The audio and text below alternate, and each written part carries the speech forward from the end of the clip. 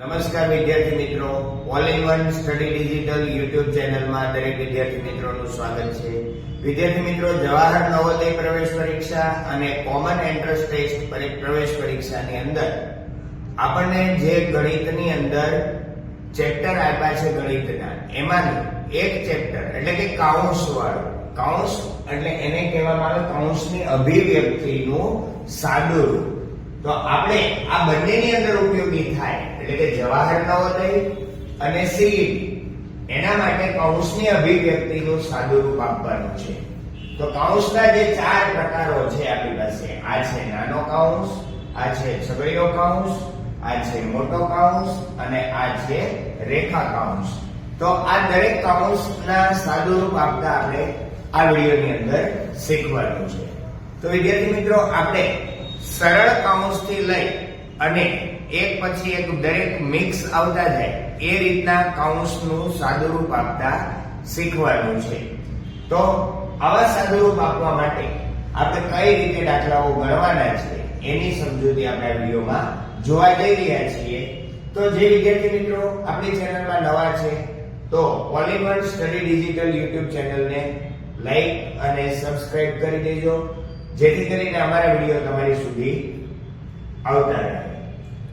આપણે શરૂઆત કરીએ જવાહર નવોદય પ્રવેશ પરીક્ષા માટેના જે કૌંસની અભિવ્યક્તિનું છે એના સાદુરૂપના દાખલાઓ. તો સાદુરૂપના દાખલાઓ આપણે કરવા છે ત્યારે આપણી પાસે રકમ આપેલી છે કે 20 + 40 / 4 - 5 × 6 બરાબર કેટલા? તો વિદ્યાર્થી મિત્રો, અહીંયા આપણને કૌંસ આપવામાં નથી આવ્યો, પણ આપણી પાસેના જે ચાર મૂળભૂત ક્રિયાઓ છે એ ચાર ક્રિયાઓનું આપણે સાદુરૂપ અહીંયા આપવાનું છે. આપણે યાદ રાખવાનું છે ભાગુ સમા. દરેકનું સાદુરૂપ આપતી વખતે ભાગાકાર પહેલા થશે, પછી ગુણાકાર, પછી સરવાળા અને પછી બાદબાકી. તો આ પ્રશ્નની અંદર આપણી પાસે આપેલી રકમને આપણે ધ્યાનથી જોઈ લઈએ. 20 + 40 / 4 - 5 × 6. આપણી પાસે ભાગાકાર જ્યાં સ્ટેપમાં આવે છે એને આપણે સમજી લઈએ. તો ભાગાકાર કોની બે વચ્ચે આવે છે? તો કે 40 અને 4 ની વચ્ચે ભાગાકાર છે. તો 40 અને 4 ની વચ્ચે છે, તો 40 ને 4 વડે ભાગી દો એટલે 10 × 40. હવે આપણી પાસે વધ્યું છે 5 અને × 6. હવે બીજા ક્રમ પ્રમાણે આવે છે ગુણાકાર. ગુણાકાર કોનો છે? તો આપણને ખબર પડી 5 × 6, 5 અને 6 નો ગુણાકાર છે. તો આને પહેલા આપણે એની જ પોઝિશનમાં રહેવા દઈશું. 5 × 6 એટલે 6 × 5 = 30. હવે તો સરવાળો આવે છે. સરવાળો તો કોનો? સમાન પદનો સરવાળો. સમાન પદ એટલે જે પ્લસ વાળા હોય તે અને જે માઈનસ વાળા હોય તે. તો અહીંયા આપણી પાસે પ્લસ વાળા પદો બે છે, 20 અને 10 એટલે કે 30. સરવાળો કરીએ આપણે એનો તો 30 અને હજુ માઈનસમાં 30 મતલબ બાદબાકી. હવે છેલ્લે આવે છે બાદબાકી. તો બાદબાકીમાં શું છે? તો કે 30 માંથી 30 બાદ થશે. તો આપણો જવાબ મળે છે વિદ્યાર્થી મિત્રો A 0. નવા પ્રશ્નમાં આપણે આગળ વધીએ. 44 + 11 આપણને આપેલું છે, 7/3 આપેલું છે, × 9 આપેલું છે અને આની જગ્યાએ આપણે શોધવાનું છે. તો 7/3 આવ્યા છે. અહીંયા 7 ને આપણે 3 વડે ભાગી શકતા નથી. તો કઈ વાંધો નહીં, આપણે એને ભાગી ન શકીએ પણ છેદમાં તો લખી જ શકીએ. ગુણાકારમાં છે 9. પેલી ક્રિયા હતી ભાગાકારમાં, એટલે આપણે એને ભાગાકારમાં લાવી દીધા છે. હવે છે ગુણાકારમાં છે, તો ગુણાકારમાં અહીંયા આપણે ગુણાકાર કરવા જઈએ તો 3 × 3 એટલે 9 થઈ જાય છે. એટલે 3 અને 3 ઉડી જાય. એટલે કે 44 + 11 - 7 × 3. હજુ આપણી પાસે ગુણાકાર છે તો એનો પણ આપણે ગુણાકાર કરી દઈએ. 7 × 3 એટલે થશે 21. હવે આપણી પાસે સ્ટેપ આવે છે ભાગાકાર. ગુણાકાર કર્યા પછી સરવાળો. તો સરવાળો થાય છે 4 + 1 એટલે 5, 4 + 1 એટલે 5, 55. હવે 55 પછીનું છેલ્લું સ્ટેપ આપણું છે બાદબાકી. હવે 55 માંથી 21 આપણે બાદ કરીએ તો કે 5 માંથી 1 જાય તો 4 અને 5 માંથી 2 જાય તો 3. તો વિદ્યાર્થી મિત્રો આપણો જવાબ થાય છે 34 વિદ્યાર્થી મિત્રો આવા દાખલાની અંદર આપણે ક્રમવાર ચાલતા જશું તો આપણને સાદુરૂપ આપવામાં એકદમ સરળતા રહેશે. ક્રમવાર એટલે કેવી રીતે કે પહેલા ભાગાકાર આવે છે, પછી ગુણાકાર આવે છે, પછી સરવાળો આવે છે અને પછી બાદબાકી અને કૌંસ આવશે ત્યારે કૌંસના ભાગવું સભા એટલે પહેલા કૌંસનો આપશું, પછી કૌંસનું સાદુરૂપ એક પછી એક આપણે શીખશું આગળના સ્ટેપમાં જ્યારે આવશે ત્યારે. અહીંયા આપણી પાસે રકમ આપેલી છે 50 ગુણ્યા 9 50 માઈનસ 450 ભાગ્યા 15. તો હવે આપણી પાસે જે રકમ આપેલી છે તેમાં આપણે જોઈએ તો 450 ભાગ્યા 15 છે. ભાગાકાર આપણી પાસે છેલ્લા સ્ટેપમાં આપેલો છે તો પહેલા સ્ટેપ છે એ એમના એમ રહેવા દઈએ. હવે 450 ને 15 વડે ભાગીએ એટલે 15 13 45 અને 1 શૂન્ય એટલે કેટલા થશે 30. હવે તો ગુણાકારનો સ્ટેપ આવે છે. 50 નો 9 સાથે ગુણાકાર એટલે 5 9 45 એટલે 450 થયા પ્લસ 50 માઈનસ 30. હવેનું સ્ટેપ આવે છે સરવાળો. સમાન પદનો આપણે સજાતીય પદનો સરવાળો કરવો છે. 450 પ્લસ 50 એટલે કે આપણી પાસે થાય છે 500 0 0 5 5 10 શૂન્ય વધી વધી 1 4 અને 1 5. હવે છે છેલ્લા સ્ટેપમાં માઈનસ 30 એટલે કે બાદબાકીનું સ્ટેપ આવ્યું. છેલ્લું સ્ટેપ એટલે બાદબાકી. 500 માંથી આપણે 30 કાઢીએ તો 500 માંથી 30 કાઢશું તો આપણી પાસે જવાબ થાય છે 470.